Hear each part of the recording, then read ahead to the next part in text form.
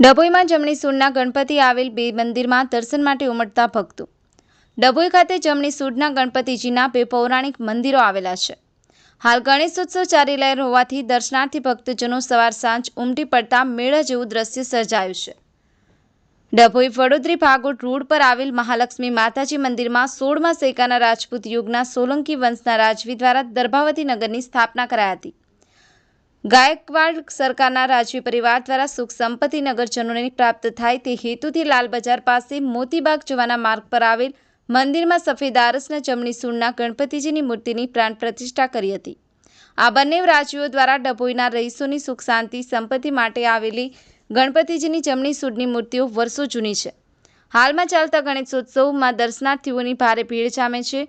16મા સૈકામાં રાજપૂત વંશના વિશાળદેવ સોલંકી દ્વારા તત્કાલિક દર્ભાવતી નગર અને હાલમાં ડભોઈના નામે પ્રચલિત નગરની મધ્યમાં વડોદરી ભાગોળ રોડ કંસારા બજારના નાકા ઉપર શ્રી મહાલક્ષ્મી માતાજીનું ભવ્ય મંદિર આવેલું છે।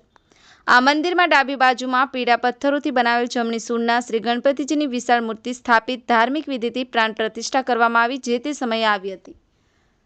તે 650 વર્ષ જૂના ગણપતિ મંદિર આજે પણ છે તે સોલંકી રાજપૂત વંશની શાખા પૂરે છે।